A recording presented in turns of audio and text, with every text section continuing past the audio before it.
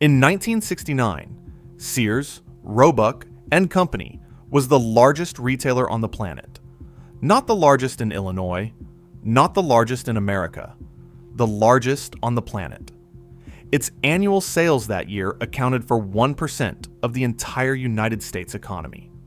1% of everything produced, bought, and sold in the wealthiest nation on earth. Let that number sink in. Walk into any American home that decade, from a working-class bungalow in Cleveland to a farmhouse outside Omaha, and you would find it. The catalog, that 500-plus page monument to American consumerism, landing on kitchen tables twice a year, every year, like a ritual. 2/3 of all Americans shopped at Sears in any given quarter. The Sears credit card lived in 60% of American households. It was not just a store, it was infrastructure. The operating system of the American middle class, and 350,000 families went to work every morning to keep it running. Think about what they built. Kenmore appliances and more. American kitchens than any other brand. Craftsman tools with a lifetime guarantee, sitting in garages from Maine to Arizona. DieHard batteries, Allstate insurance, and something most people have forgotten entirely. Between 1908 and 1942, Sears shipped approximately 75,000 houses, in pieces, by railroad, to families across this country. You ordered a house from the catalog. It arrived at your town by train. You built it. Neighborhoods in Pittsburgh and Washington, D.C., and Elgin, Illinois still stand today, assembled from Sears catalog kits. The company sold you your car insurance, your socket wrench, your refrigerator, and the walls you lived inside. That is not a retail chain. That is an empire. Then something went catastrophically wrong. Not a bad quarter. Not a product that failed. The catastrophic kind of wrong. The kind where 132 years of institutional history gets dismantled, brand by brand, store by store, worker by worker, by a single hedge fund manager who had never run a retail operation in his life, and who walked away from the wreckage wealthier than when he arrived. Today, the tallest building Sears ever constructed doesn't carry their name. The Sears Tower, for 25 years the tallest structure human beings had ever placed on this earth, is called the Willis Tower now. A London insurance broker purchased the naming rights in 2009. Sears didn't fight for the name. They were already gone. From 350,000 employees to near zero. From 3,500 stores to fewer than a dozen. From 1% of the entire U.S. economy to a bankruptcy filing on October 15th, 2018. And the man at the center of the collapse, the man who was simultaneously Sears' CEO, its board chairman, its largest shareholder, its primary creditor, and its landlord, walked away with his billion-dollar fortune intact. The 175,000 workers who lost their jobs in the preceding decade received a legal settlement of $175 million, split among thousands. Do the math on that. This is the story of how a 23-year-old railroad station agent in Minnesota turned a crate of unwanted pocket watches into the greatest retail empire America had ever produced. How that empire built not just stores, but the physical scaffolding of the American middle class. The neighborhoods, the tools, the appliances, the houses themselves. And how a hedge fund billionaire named Eddie Lampert acquired it, stripped out its most trusted brands, sold its real estate to himself, loaded it with debt that paid interest directly back to himself, and dismantled 200,000 livelihoods while his 288-foot yacht sat docked in Miami. This isn't just about a department store closing. This is about what happens when an institution built to serve people gets acquired by someone who sees it only as a portfolio. About the gap, vast and deliberate, between the people who build things and the people who extract them. That gap, it turns out, can be measured in empty storefronts, broken retirements, and a tower that bears a stranger's name. 132 years from a railway platform in North Redwood, Minnesota, to the tallest building in the world, to a bankruptcy court in New York City. The tower still stands. The name doesn't. Welcome inside. North Redwood, Minnesota, 1886. The town sits along the Redwood River in the southwest corner of the state, close enough to nothing that a freight shipment delivered to the wrong station could sit for days before anyone came to collect it. Richard Warren Sears was the station agent. He was 23 years old. His father, a blacksmith and wagon maker, had lost the family fortune in a speculative stock deal and died in 1879, leaving Richard, then 17, to support his mother and two sisters on a railroad clerk's wages. He had grown up watching money disappear. He spent the next 6 years learning how to make it hold. In the summer of 1886, a Chicago jewelry house shipped a consignment of gold pocket watches to a local jeweler in Redwood Falls. The jeweler refused. Delivery. The watches sat. Sears looked at them the way a man with nothing looks at something nobody else wants, and saw an opportunity. He bought the shipment at a steep discount, then wrote letters to every railroad station agent he could reach down the line, offering the watches at a price that undercut any jeweler in the territory. Within 6 months, he had cleared $5,000. He was 23 years old, working a dead-end railroad post in a town of several hundred people, and he had just discovered something that would reshape American commerce. That if you cut out the middleman, offered a money-back guarantee, and trusted the postal system, you could sell almost anything to almost anyone. The watches were almost beside the point. The method was everything. He moved to Minneapolis that same year and incorporated the R.W. Sears Watch Company. The business grew faster than one man could manage. Watches needed repair, and Sears knew nothing about fixing them. He placed an advertisement in the Chicago Daily News. Wanted, watchmaker with reference who can furnish tools. State age, experience, and salary required. On April 3, 1887, a 23-year-old from Hammond, Indiana named Alva Curtis Roebuck walked through the door.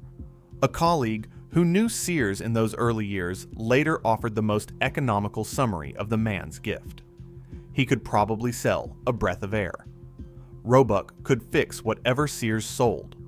The partnership made sense before either of them had thought it through. By 1887, Sears had moved the operation to Chicago. Better rail connections, better reach, better infrastructure for what he already suspected this would become.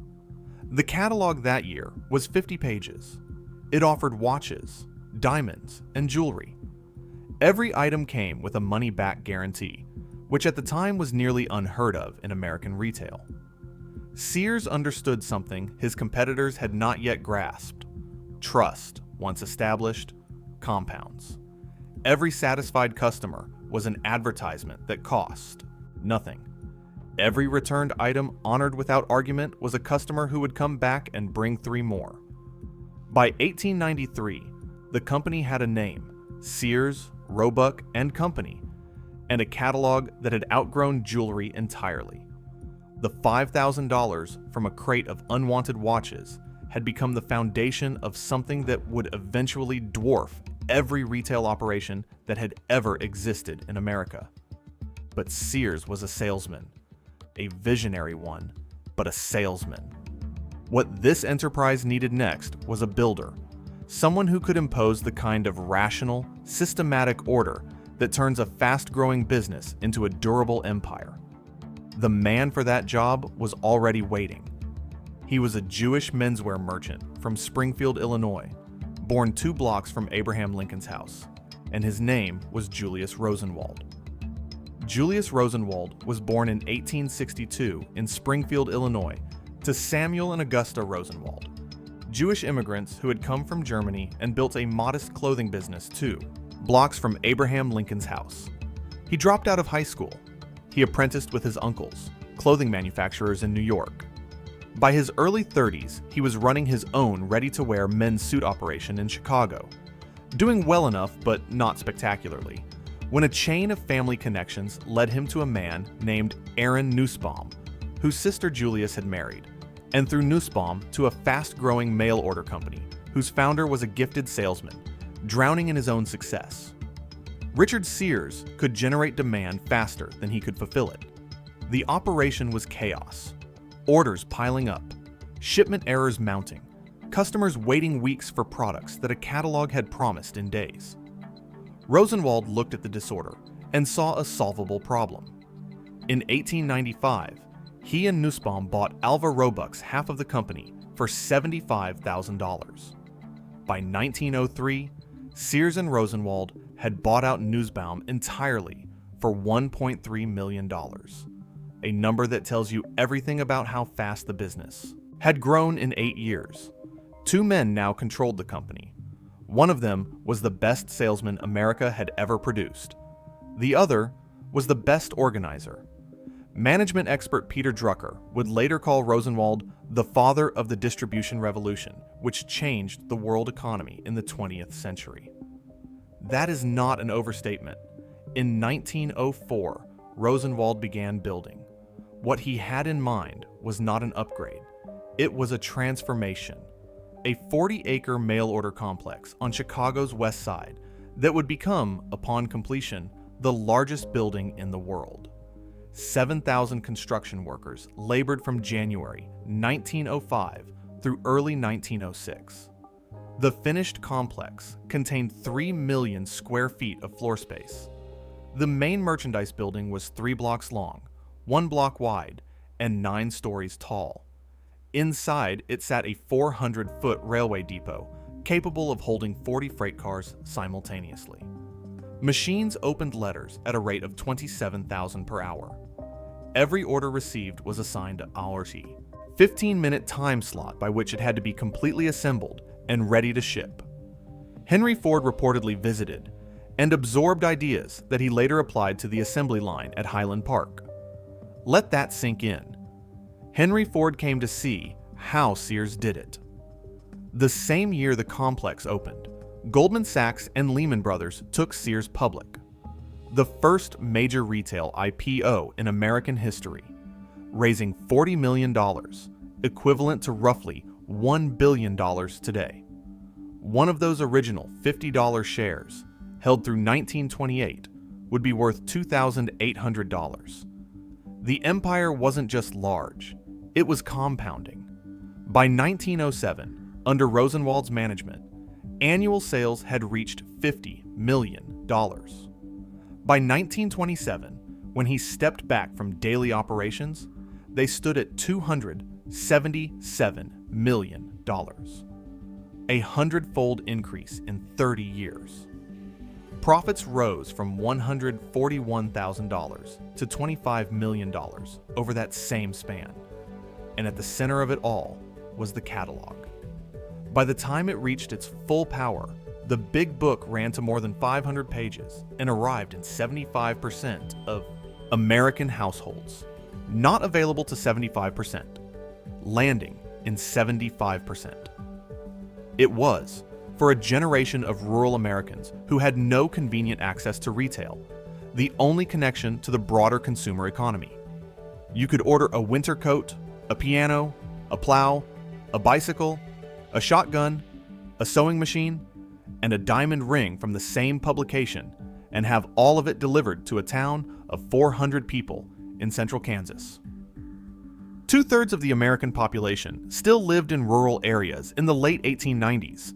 The catalog did not merely serve them. It liberated them from the price gouging of local monopoly merchants who knew their customers had no other choice. Today, the Homan Avenue complex, where all of this was built, is a mixed-use affordable housing development called Homan Square. The original administration tower still stands. The sunken garden Rosenwald built for his workers, with its Greek pergola, a respite from the production floor, survives in the neighborhood. Most people driving through North Lawndale have no idea what happened there. They see old brick in a community center. They do not see the place where, for one brief window in American history, the largest commercial operation on Earth figured out how to deliver almost anything to almost anyone in 15 minutes flat. By the time World War II ended, Sears wasn't just a store, it was the operating system of the American middle class. Sears, Roebuck, and Company had been selling Americans everything they needed to live. It had sold them their clothes, their furniture, their farm equipment, their bicycles, their rifles. It had sold them organs and pianos. It had sold them medical kits and baby carriages. The catalog had, by this point, become the connective tissue of the American interior. The mechanism by which 40 million rural Americans who had no department store, no specialty retailer, and often no local merchant with competitive prices could participate in the same consumer economy as people in Chicago or New York. In 1908, Sears decided to sell them the houses too. The Sears Modern Homes program launched that year with a simple premise. A house should be available through the catalog the same way a coat or a washing machine was. You selected a model. There were eventually 370 of them, ranging from modest two-room cottages to fully appointed colonial revival homes. You placed your order, and a boxcar arrived at your local train station containing everything required to build it. Everything. 30,000 pieces of pre-cut, pre-measured lumber, 750 pounds of nails, 27 gallons of paint, all the doors, windows, and hardware, and a 75-page instruction manual that a skilled carpenter, or in many cases a motivated homeowner, could follow from foundation to roof. The home sold for between $650 and $2,500 depending on the model. Prices that undercut local contractors by 40% or more, because Sears had negotiated mill contracts and bought lumber in volumes that no local builder could match. Between 1908 and 1942, when the program ended due to wartime material shortages, Sears sold approximately 75,000 of these homes across the United States. 75,000 houses, shipped by train, assembled by their owners. Many of them are still standing. Drive through Carlinville, Illinois, and you will find block after block of identical Sears kit homes. 156 of them built for workers at a local mine in 1919, purchased in a single bulk order that remains one of the largest in the program's history. There are more than 1,000 of them in the Pittsburgh area, several hundred around Washington, D.C., clusters in Elgin, Illinois, and Rockford, and across dozens of smaller towns throughout the Midwest and Mid-Atlantic. People are living in them right now. They have no idea, in many cases, that their foundation was poured from a Sears catalog order. Think about that for a moment. The company that future executives would one day dismiss as a tired retailer, failing to compete with Walmart, had, a half-century earlier, literally built the neighborhoods those critics lived in. The Catalog Homes program was not a novelty. It was the catalog's deepest expression, the proof that the direct-to-consumer model Sears had pioneered with a crate of pocket watches in 1886 could scale to anything. Anything at all. The constraint was not the product. The constraint was only imagination and logistics, and Sears had solved both. By 1925, Sears opened its first retail store in Chicago. By 1931, retail sales exceeded catalog sales for the first time. The company that had built its empire through the mail was now building it in the suburbs, placing stores at the centers of the American middle class, the same way it had placed catalogs on their kitchen tables. The strategy was not a pivot, it was an extension. By the 1940s, Sears had become something that had never existed before in American commerce. A company so embedded in the daily life of its customers that the distinction between buying from Sears and simply living in America had begun to blur. That kind of dominance is rare. It is also, as history shows with almost perfect consistency, the condition most likely to produce the arrogance that destroys it. By 1969, Sears had achieved something that had never been achieved before in American retail, and that, in the long history of commerce, may never be achieved again. Its annual sales that year accounted for 1% of the entire GDP of the United States. 2/3 of all American families shopped at Sears at least once per quarter. The Sears credit card, not a Visa, not a MasterCard, but a Sears card, lived in 60% of American households.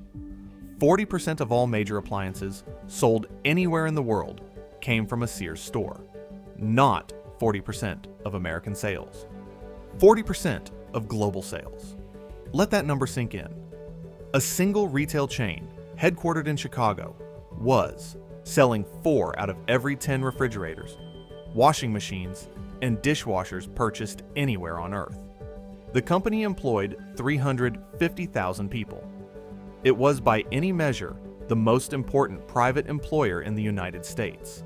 It had been a component of the Dow Jones Industrial Average since 1924, and would remain so for 75 consecutive years, through the Depression, through World War II, through the post-war boom, through recessions and recoveries, through the moon landing and the stagflation of the 1970s and the Reagan boom. 75 years.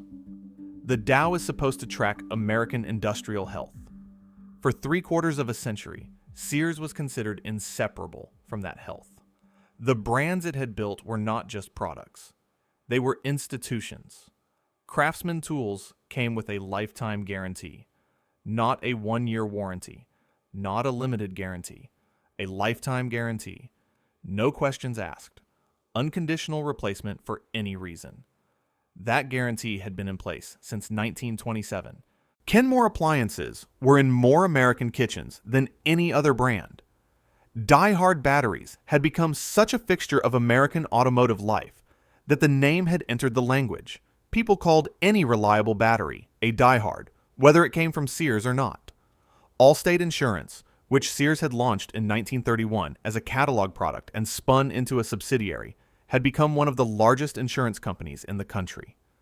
In 1985, Sears would launch Discover Card, a new credit card network, the first serious challenge to Visa and MasterCard's duopoly in years. Discover would survive long after Sears did not. It would eventually process hundreds of billions of dollars in annual transactions. Sears created an entire credit network, then sold it, and that network is still running today, still processing your purchases at the gas station and the grocery store. The company that failed at retail left behind a financial institution that operates to this day. But in 1969, none of that decline was imaginable. What was imaginable, what was being planned, was something more audacious than any retailer had ever attempted. The company's chairman, Gordon Metcalf, made the announcement that year. The world's largest retailer would build the world's largest headquarters, the world's tallest building. Ground broke in August of 1970. Workers topped it out on May 3rd, 1973, 1,454 feet above Wacker Drive, 110 stories, the tallest structure human beings had placed on this earth. It cost $150 million. For 25 years, until the Petronas Towers opened in Kuala Lumpur in 1998, nothing on the planet was taller. The Sears Tower was not just an office building. It was a statement. A corporation that employed 350,000 people and sold 4 out of every 10 appliances on Earth was telling the world, in the most concrete terms possible, that it intended to be here forever. The tower was the physical manifestation of that confidence. What it actually was, though nobody understood this at the time, was a monument to a peak that had already passed. So how does an empire this complete, this total, this seemingly permanent, destroy itself in the span of a single generation? The answer begins not with what Sears did wrong, but with what it refused to see. In 1970, 2 things happened in American retail at exactly the same time. The first, Sears, Roebuck and Company broke ground on the tallest building in the world. 8,000 construction workers began driving steel into the bedrock of the Chicago Loop, a project that would take 3 years to complete, cost $150 million, and produce 110 floors of office space that the world's dominant retailer intended to fill with itself, permanently, as a declaration of permanence. The second, somewhere in the small towns of Arkansas, Missouri, and Oklahoma, Sam Walton was operating 32 discount stores with combined annual sales of $44 million. $44 million. Sears had annual revenues approaching $9 billion. The people making decisions at Sears in 1970 knew Walmart existed. They had looked at it. They had assessed it. The assessment was that Walmart was a regional discounter serving rural markets that Sears didn't particularly want anyway. A scrappy little operation that competed on price by offering nothing in terms of quality, selection, or brand. It was not a threat. It was barely a footnote. It should have been a flashing red alarm. It should have prompted an immediate study of what discount retailing did to the customers of full-price department stores, because the data was available and the pattern was visible. It should have caused someone at Sears to ask a simple question. What happens if this model scales? But nobody asked. The tower was going up, and the tower was the answer. The world's largest retailer was building the world's largest building. What could Walmart possibly do to that? In 1974, the year after the tower opened, a recession hit. Sears profits dropped by $170 million in a single year. The company that had just told the world it was invincible posted its worst performance in decades. The tower stood. The numbers did not. By 1990, 20 years after Walmart's 32-store beginning, Sam Walton's company posted annual revenues of $32.6 billion. Sears posted $31.99 billion. In a single year, over 2 decades, from $44 million to passing the company that had once been 20 times its size. Sears never led the American retail industry again. Meanwhile, the catalog, the original engine, the founding genius, the direct-to-consumer weapon that Richard Sears had invented with a crate of pocket watches in 1886, was bleeding. By the early 1990s, it was losing approximately $1 million per day. The system that had made Sears what it was had become a liability, and nobody had a plan for it. In 1988, Sears sold the tower. Sold it. They collected the proceeds, retained a lease on their floors, and continued operating out of the building they had built as a monument to their indestructibility for another 4 years. Then, in 1992, they packed up and moved the headquarters to Hoffman Estates, a suburb 40 miles northwest of Chicago. The tallest building in the world, built by Sears as a statement about who they were, was vacated by Sears in under 20 years. The monument outlasted the confidence that built it by decades. That is the thing about hubris. It always builds something impressive enough to survive the hubris itself, so the ruin has somewhere permanent to live. 1981. Sears was still the largest retailer in America. Walmart had not yet caught it. The catalog was still running.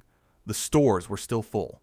From the outside, the empire looked intact, battered by a difficult decade. Yes, but intact. It was in this condition of surface adequacy that Sears made the decision that would define everything that followed. The company's leadership had a theory. The theory was that Sears had something more valuable than products. It had relationships.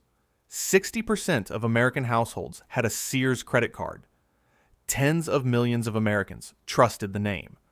The logic presented in boardrooms and strategy documents with the kind of confidence that only comes from never having been seriously wrong before was this. If Americans trusted Sears to sell them a refrigerator, they would trust Sears to sell them a mortgage, a stock portfolio, a real estate transaction. Sears would become a financial services company that also happened to sell appliances. One-stop shopping for your entire financial life. In 1981, Sears acquired Dean Witter Reynolds, one of the largest brokerage and financial services firms in the country, and Coldwell Banker, the real estate giant. Together, the acquisitions cost approximately $800 million. This was not a side project. This was the strategy. Sears Financial Network centers began opening inside Sears stores. Walk past the Kenmore dishwashers, turn left, and refinance your mortgage. In August 1982, Time magazine put it on the cover. The headline read, "Selling Socks and Stocks." The headline was meant as a description. It functioned as a diagnosis. The Sears Financial Network was not a disaster because the idea was inherently irrational. It was a disaster because it consumed the attention, capital, and strategic energy of a company that was simultaneously losing ground to Walmart in its core business. And it generated none of the synergies its architects promised. Customers who came to Sears for a washing machine did not want to discuss their retirement accounts. Customers who wanted a financial advisor did not want to meet one next to a display of DieHard batteries. By the mid-1990s, Sears had divested both Dean Witter and Coldwell Banker, absorbing hundreds of millions in losses, and had nothing to show for a decade of distraction except a weakened retail operation and a market that had moved on. Meanwhile, the catalog, the original weapon, the thing that had made Sears what it was, had been left to deteriorate. By the early 1990s, it was losing approximately $1 million per day in operating costs, a figure that became the justification for what happened next. In 1993, CEO Arthur Martinez made the call.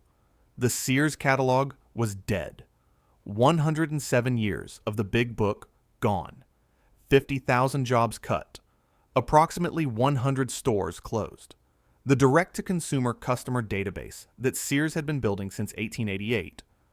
Purchase histories, mailing lists, demographic profiles of tens of millions of American households, the most valuable consumer data asset in the country, was abandoned along with the catalog that had generated it. Here is what you should understand about that decision. The catalog was not just a publication. It was a direct relationship with the customer. Their address, their preferences, their purchase history, their family size, their income bracket. It was, in the language of the industry that would come to dominate the next 3 decades, a first-party data asset of extraordinary scale.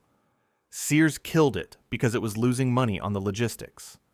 Sears killed its catalog in 1993. Amazon launched in 1994. By the mid-1990s, Sears had lost something that no marketing campaign could restore. It no longer knew what it was. The catalog was gone. The financial services experiment had been abandoned. Walmart had passed them. The stores were still open, hundreds of them, anchoring malls across America. But the identity that had made those stores necessary had dissolved.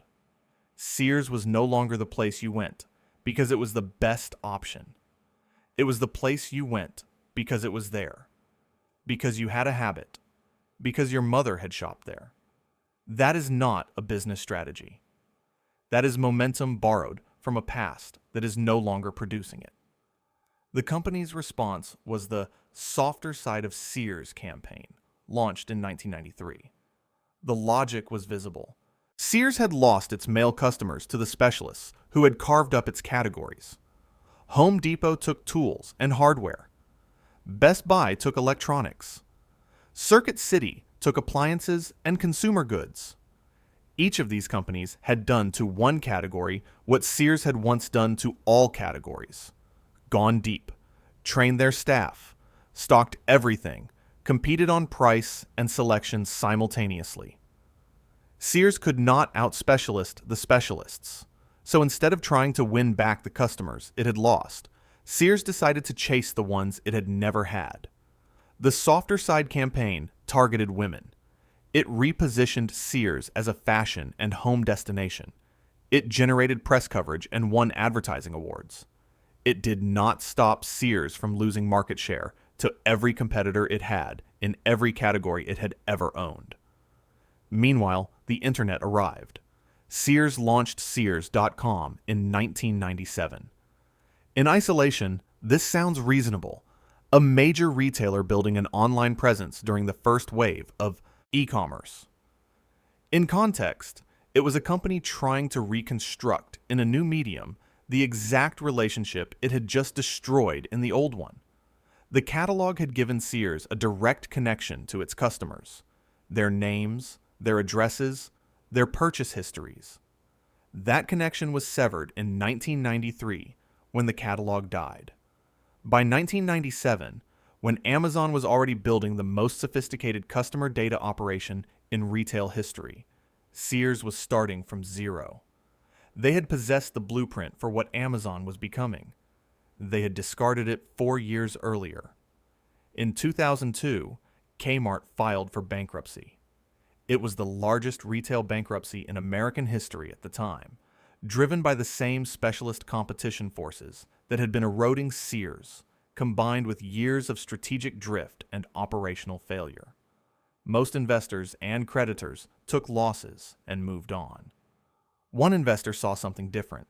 Edward Lampert, through his hedge fund ESL Investments, had been quietly purchasing Kmart's distressed bonds during the bankruptcy proceedings, buying at roughly 40 cents on the dollar, betting either that he could profit on the recovery or, more ambitiously, that he could take control of the company entirely. By the time Kmart emerged from bankruptcy in May 2003, Lampert was the controlling shareholder. Businessweek ran a cover story calling him the next Warren Buffett.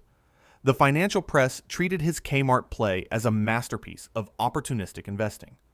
2 years later, in 2005, Kmart acquired Sears for $11 billion, forming Sears Holdings.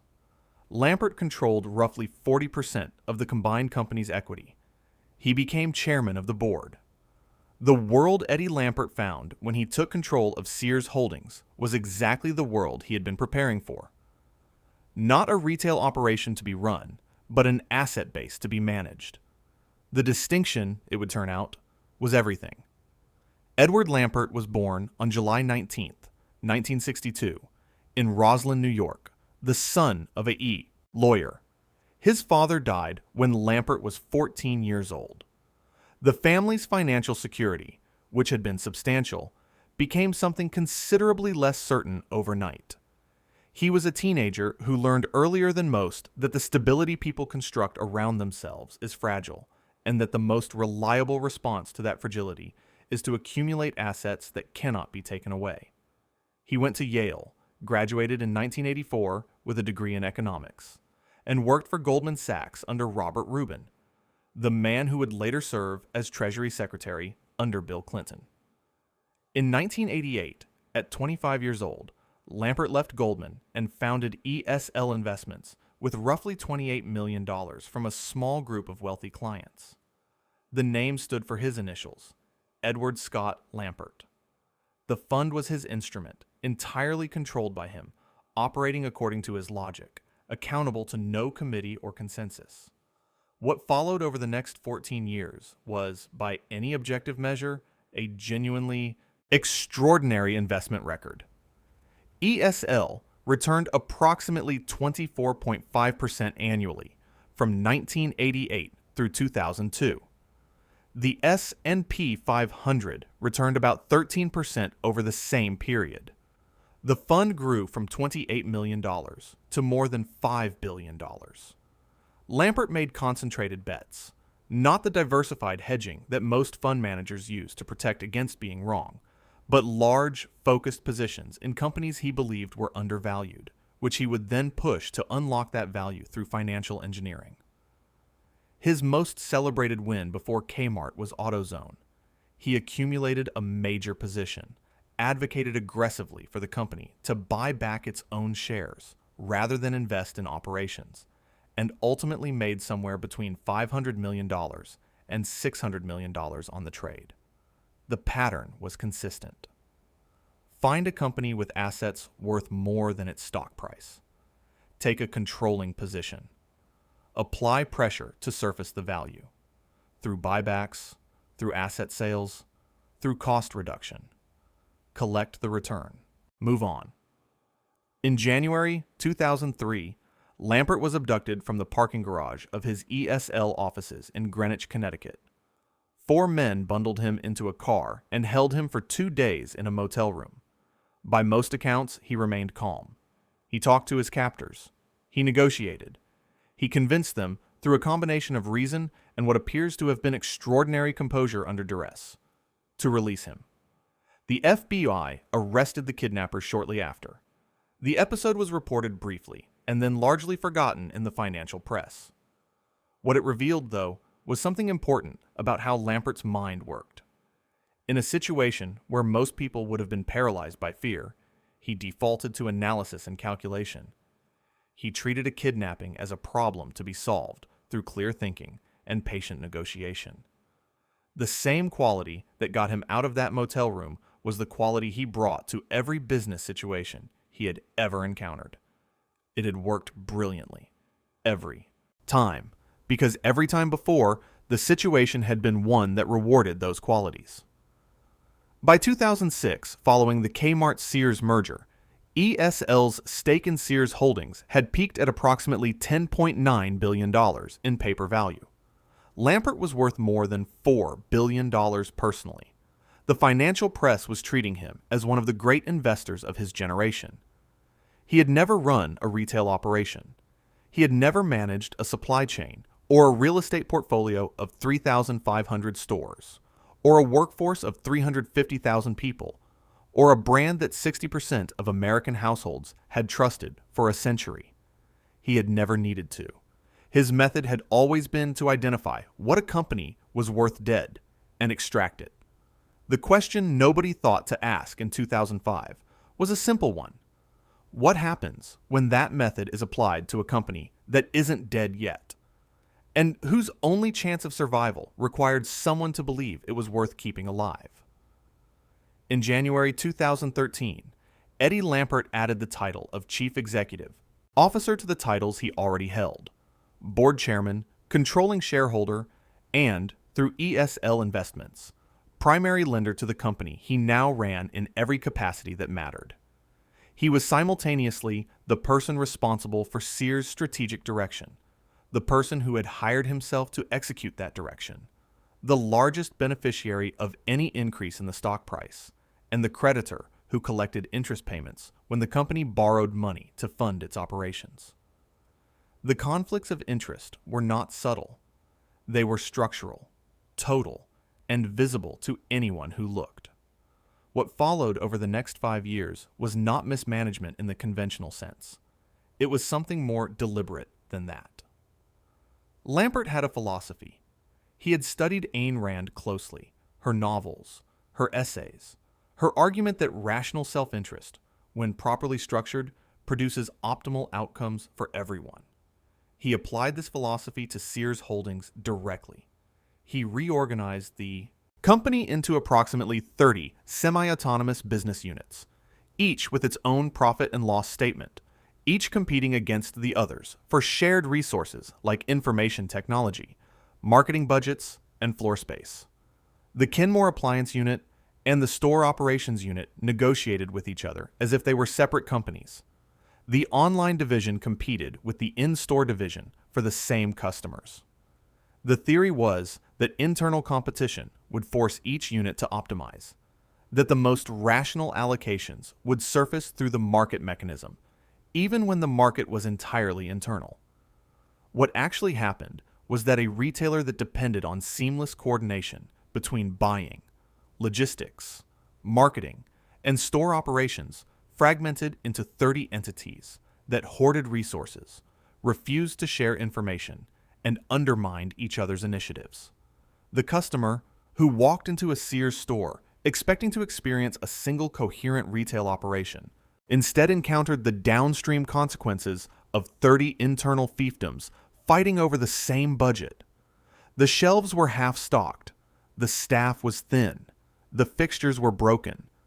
Leaking ceilings were documented in multiple locations. There were reports of rats in stores. The physical infrastructure of the company was deteriorating visibly, publicly, in front of customers who had other options and used them. Lampert named his 288-foot yacht the Fountainhead, after the Ayn Rand novel whose protagonist, an architect, blows up his own building rather than see it compromised. The name was either a dark coincidence or a statement of intent. Either way, the building was being blown up. In 2015, Lampert engineered one of the most brazen asset transfers in the history of American retail. He created a real estate investment trust called Seritage Growth Properties, sold 235 Sears and Kmart store locations into it for $2.7 billion, and personally acquired a 43% ownership stake in the New REIT. Sears then signed leases with Seritage, paying rent on the stores it had just sold, and over the following 3 years remitted $349 million in lease payments to an entity that Lampert controlled. The CEO of Sears was paying rent to himself. The chairman of Sears had sold the company's real estate to himself. The money that left Sears went, in substantial part, to Eddie Lampert. Meanwhile, ESL Investments held approximately $2.66 billion in Sears Holdings debt. Loans the fund had extended to the company, at interest rates that generated between $200 million and $225 million per year in interest payments flowing back to Lampert's fund, from a company that was simultaneously losing billions of dollars annually and could not afford to fix its leaking ceilings. The Craftsman tool brand, a name that had meant lifetime guarantee to 3 generations of American men, the brand that Julius Rosenwald had built into a cultural institution, was sold to Stanley Black and Decker in 2017 for $900 million. Lands' End had already been spun out in 2014, with ESL taking a controlling position. DieHard followed. Kenmore licensing deals were arranged. The assets that had given Sears its identity were systematically converted into cash and moved out of the company.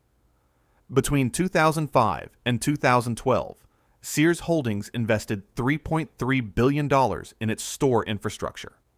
The physical locations, the fixtures, the systems that an actual retail operation requires.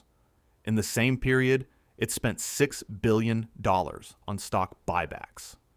$6 billion to buy back stock. While the stores were deteriorating, while the shelves were emptying, while the ceilings were leaking, the money went somewhere. It went to shareholders. The largest shareholder was Eddie Lampert. 2011 Sears Holdings operated 2,705 stores that year. It was the last year the company turned a profit. What followed was not a gradual decline, not the kind of slow erosion that gives an organization time to adapt and respond.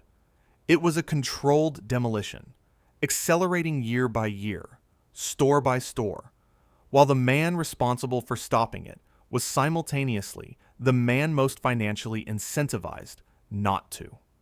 From 2011 through 2016, Sears Holdings lost $10.4 billion. $10.4 billion in 6 years, from a company that had been worth $11 billion when Lampert assembled it. The losses consumed the equity. Then they consumed the reserves. Then they required debt. Debt that ESL Investments, Lampert's fund, was happy to provide, at interest, while the stores continued to close. By 2014, the arithmetic had become grotesque. Sears' total debt load had grown to $4.2 billion. Its entire market capitalization, the total value that public markets assigned to the company, had fallen to $974 million. The company was worth less than a quarter of what it owed. A business that had once represented 1% of the American economy was now worth less than a single mid-size regional shopping mall. Its auditors noticed. Any investor with a spreadsheet noticed. The only people who seemed not to notice, or not to care, were the people running it. The stores told the story in physical terms. Drive past a Sears in 2015, and you would see it. Parking lots that were never full, even on weekends. Display windows dark or dressed with merchandise nobody had updated in months. Staff so thin that you could walk an entire floor without seeing an employee. Some locations had closed whole departments, sealed them off with temporary walls, shrinking the footprint as if trying to make the emptiness less visible. Others had simply stopped maintaining the ones that remained open. Fixtures broken and unreplaced, floors unpolished, lighting that flickered and stayed flickering. This was the physical consequence of $6 billion in stock buybacks instead of store investment. You could see it in the parking lot. You could feel it the moment you walked through the door.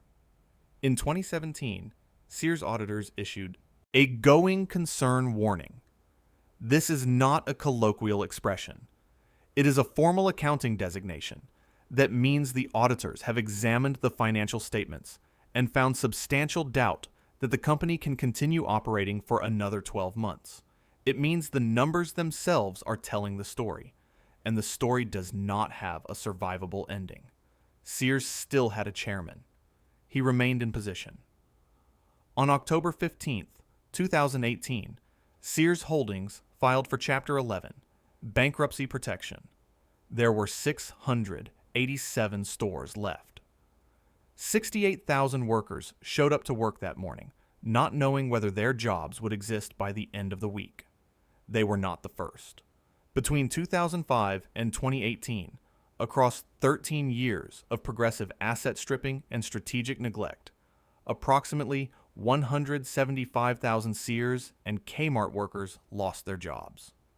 Not in a single bankruptcy event, across 13 years of store closures, each one a local headline, each one a community losing an anchor tenant, each one a group of workers losing health insurance and retirement contributions, and the years of service they had accumulated at a company that no longer valued their accumulation. Approximately 100,000 retirees faced cuts to pension benefits they had been promised.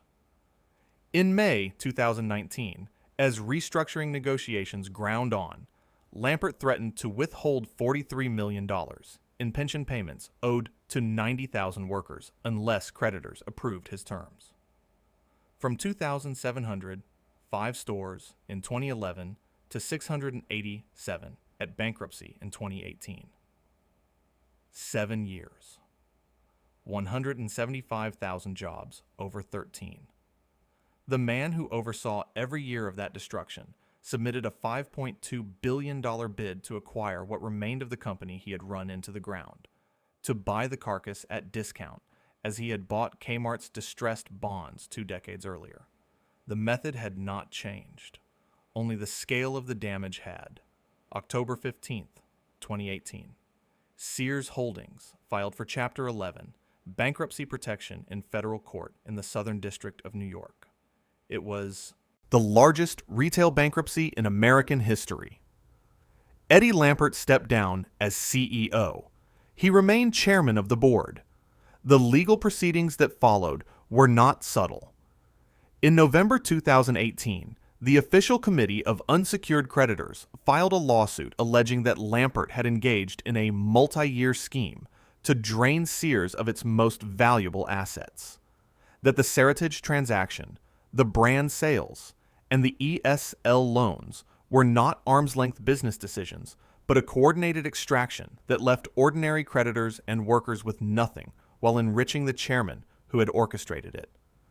In April 2019, Sears itself, through its bankruptcy estate, sued Lampert, ESL Investments, and a group of former directors and executives, alleging that billions of dollars had been stripped from the company through self-dealing transactions that the board had approved or failed to prevent. Among the named defendants was Stephen Mnuchin. Mnuchin had been Lampert's roommate at Yale. He had served on the Sears board of directors for 12 years.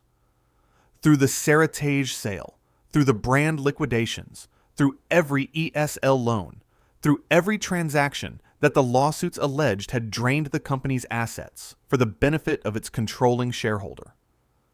In February 2017, while still serving on that board, Mnuchin was confirmed as Treasury Secretary of the United States. The same month, Sears issued its going concern warning, the formal accounting declaration that the company was unlikely to survive another year. Mnuchin was being confirmed to run the United States Treasury. He served in that role until January 2021. The lawsuit named him as a defendant regardless. In January 2019, a bankruptcy judge approved Eddie Lampert's $5.2 billion bid to acquire the remaining Sears and Kmart stores out of bankruptcy. The entity that acquired them was called Transform Co., a new company controlled by ESL Investments. Eddie Lampert, the defendant in a lawsuit alleging he had stripped billions from Sears, became the new owner of what remained of Sears.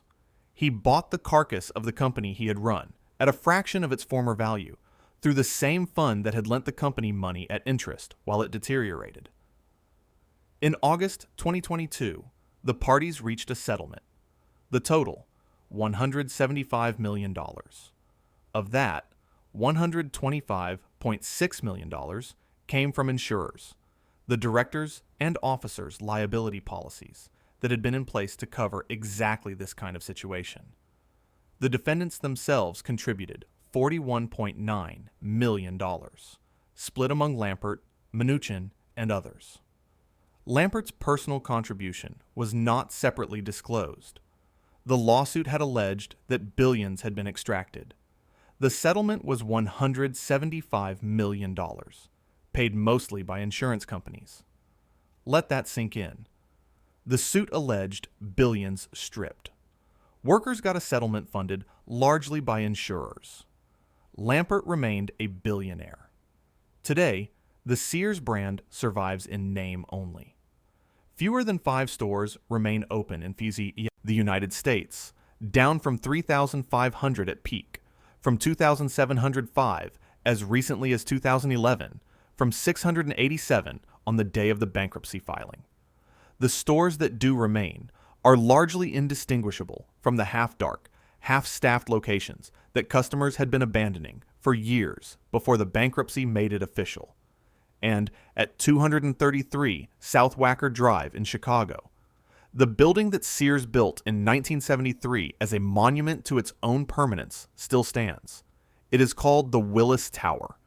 A food hall inside it is called the Catalog, a nod to the Sears legacy, serving artisanal sandwiches in the shadow of the institution that once delivered entire houses by train. The tourists who visit the sky deck take photographs from the observation deck. Most of them know the building. Most of them do not know the story of who built it, or why, or what happened to them. That story is what this has been about. Stand at the base of the Willis Tower on a clear morning and look up. 1,454 feet of steel and glass, built by a company that wanted the world to know it would be here forever. The tourists are already queuing for the sky deck. On the lower floors, there is a food hall called the Catalog, where you can order a craft cocktail and a charcuterie board in a space named after the publication that once connected 75% of American households to the consumer economy. The irony is architectural. The name is preserved. The institution it honored is gone. Richard Sears died in 1914 at the age of 50. Before the tower was built, before the peak, before any of the decline. He never saw what his idea became. Julius Rosenwald, the man who actually built the empire into what it was, watched it grow for decades.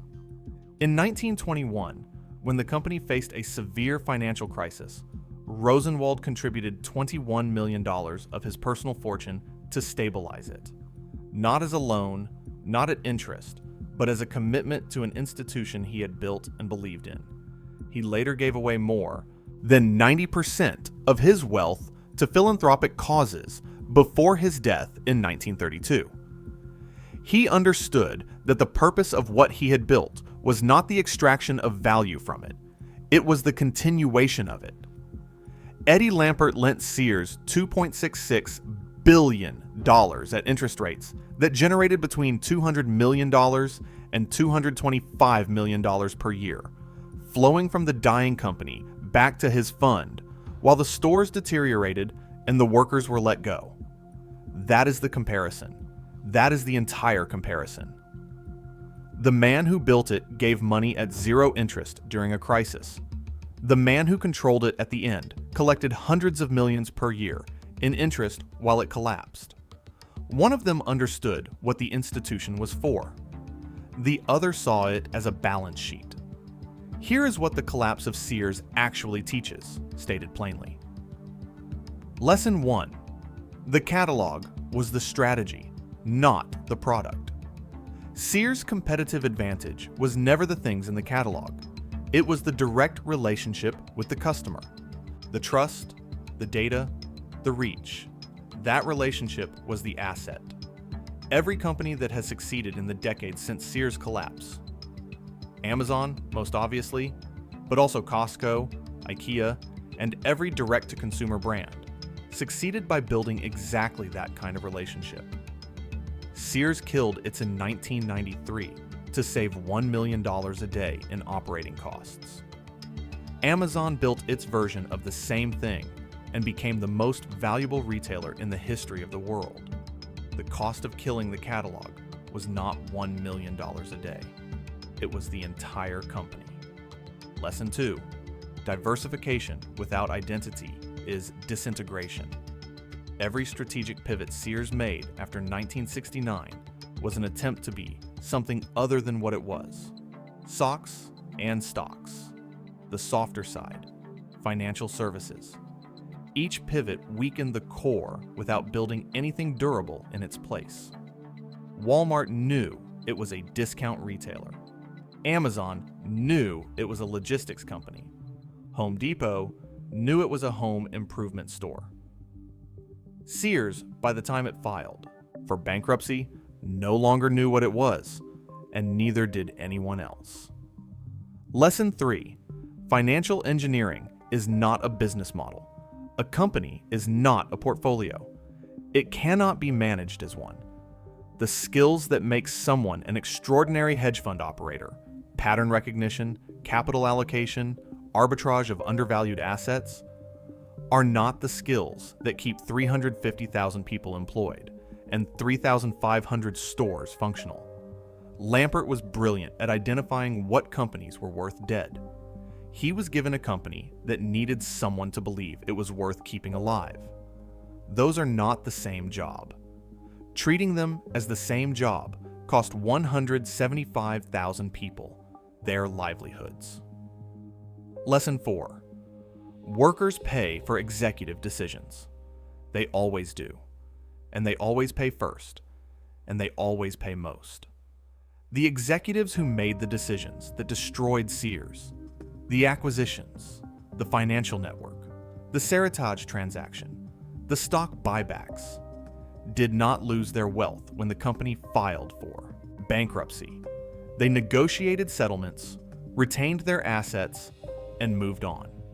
The workers who stocked the shelves and ran the registers and built their retirements around a promise of pension security had those promises reduced or eliminated. The $175 million settlement was paid mostly by insurance companies. The people who caused the damage paid a fraction of what was alleged to have been taken. This is not unique to Sears. It is the consistent pattern of every corporate collapse in the industrial era, and it will be the pattern of the next one too. The Sears Tower still stands. A London insurance company paid $14.5 million for the naming rights in 2009, and the name changed, and almost nobody objected, because by then, the company that built it had already been gutted so thoroughly that the name on a building seemed like the least of what had been lost. The question worth asking about Sears, about any institution you depend on, is not whether it is profitable. It is who is running it and what they believe it is for. Is it being run by someone building something, or by someone figuring out what it's worth when it stops? The answer to that question is always visible if you know where to look. The stores will tell you. So will the parking lots. So will the ceilings. Every empire in this series looked permanent from the inside, right up until it didn't. Sears had 350,000 people, the tallest building in the world, and the trust of 3 generations of American families. It still wasn't enough when the wrong person was running it. So here's what I want to know. What institution are you trusting right now that you've never actually looked at closely? Leave it in the comments. And if this story is the kind of history that keeps you up at night, subscribe. There's more where this came from.